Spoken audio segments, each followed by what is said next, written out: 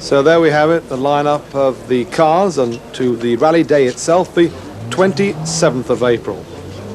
A total of 25 stages. It's a one-day event. It's going to be run at a very fast pace indeed, and it's going to be interesting to see who will come out on top. What is good is that it has a very international entry, with entries from all over Scandinavia, as well, of course, as entries from Holland and from Great Britain and West Germany. The start actually in the centre of Hellendoorn, in the middle of the equestrian centre, no less. First away, number 1 will, of course, be Jan van der Merel. We've already heard that he is a hot favourite to win the event. Away goes the Group B Opel Manta. Next away was Lars Erik Thorpe, followed by number 3, Henk Vosen with his Opel Manta 400. This is a very well organised event, highly professional. And plenty of spectators dotted around the start area, as there was all over the course itself, to watch the rally cars in action. Away goes Gunnar Pedersen. And starting at number 5, Stig Andervang, the current West Euro Cup champion. Also getting away from the start line area. Hoping to bring success to Sky Channel in the rally, number 10, John Bosch and Lambert Peters,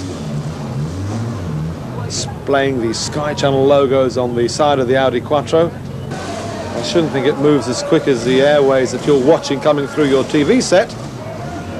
But still, number 10, the Audi Quattro, similar car, which Stig Blomqvist won the World Rally Championship in 1984. So to the first stage, and as you can see, the conditions far from ideal. Wait for the Opel Manta number 1 of Jan van der Merel. He comes through. Taking things a little bit easy. He was 5th quickest on this opening stage. Over onto a little bit more of a slippery corner.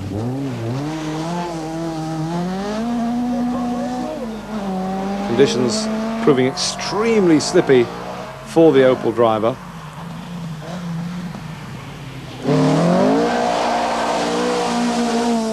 Powers out of the corner, down the long straight. So that's Jan van der Merel with his Opel Manta.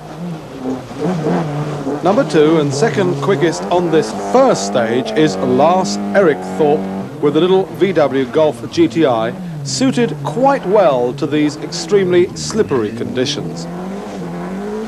But Lars was to go off the road and fall way down the order, and he was to fight back up to get into the top 6 placings with his little Group A GTI.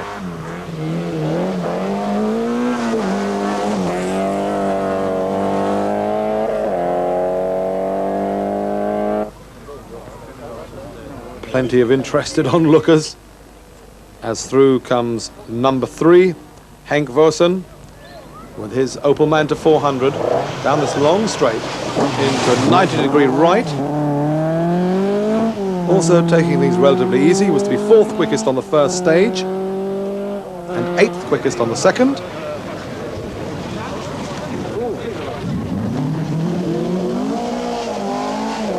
Plenty of muddy conditions around these corners, and back onto the extremely wet tarmac. Far from ideal rally conditions, but at least it's going to give us some spectacular scenes during the course of this Hellendoorn rally.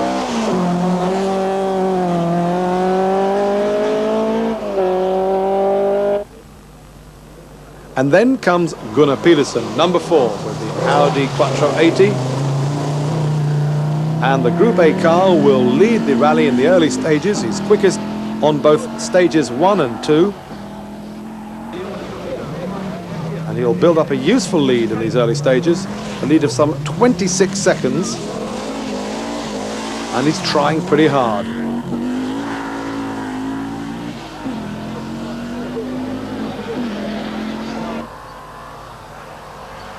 So the early leader of the Hellendoorn Rally then, Gunnar Petersen, showing that four-wheel drive cars can both understeer and oversteer.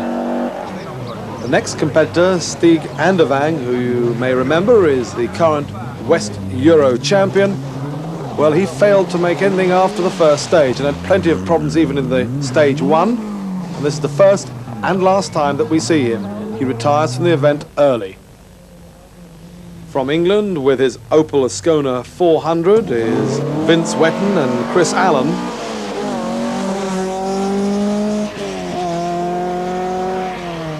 After the first two stages, they were lying in 13th place overall, a good midfield position, although a little off-course excursion early on. Another Opel Ascona 400. This of Jørgen Hansen from Denmark. And he will creep just into the top 10 placings after the first two stages. And he's trying pretty hard and getting our camera rather covered in mud.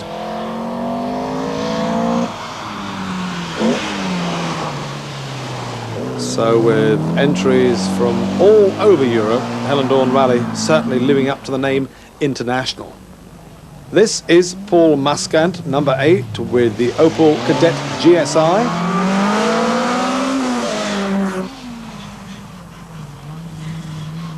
Another Dutch driver hoping to do well in his own home rally. And this, of course, very prestigious event in Holland. Nice flat countryside. Unfortunately, with the weather as it is, caked in mud, but giving us quite a lot of sideways motoring. Another Opel Ascona of John Huys, also of course from the Netherlands, doing well in the early stages. After 4 stages, he'll be up to 6th place overall.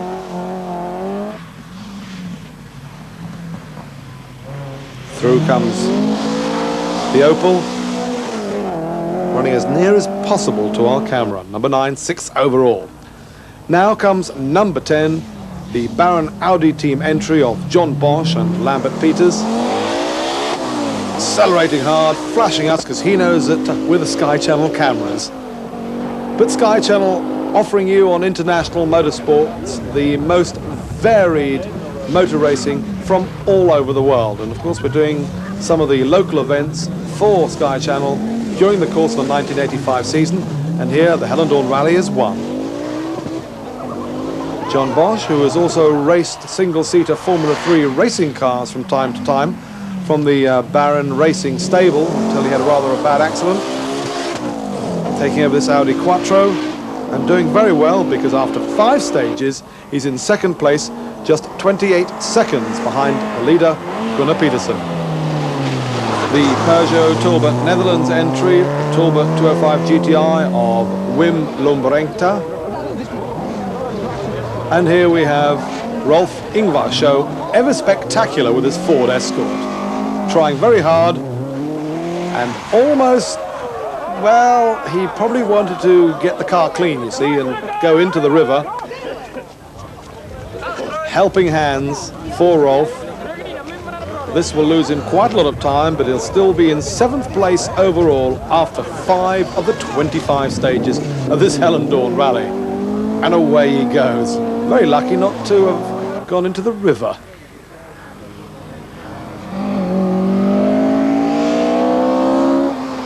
So, 7th place for Rolf in this rally that is giving us some spectacular moments. Well, the Volvo is not the most ideal of rally cars to have, but here we have one. Number 18 being wielded around the corner as hard as possible. That was Roy Stubbard from Oslo. The service for the Baron Racing Team's Audi Quattro, supported by Sky Channel. No real problems at the moment. John Bosch hoping, of course, to win this most prestigious event. And away he goes. Never mind about the pavement. Well, Holland wouldn't be Holland without a scene like this. Up comes number 1, Jan van der Marel, with the Opel Manta 400. And this is supposed to be a farm track, but of course it's caked in mud because of the rain. And Jan now up to 3rd place by stage 6. Then he had a battle with Mats Carlsen with the Opel Ascona 2000, and he was having a battle for 3rd and 4th place, so that position seesawing. So the Manta and the Ascona having a battle all of their own, while the cows don't really seem to be too bothered about it.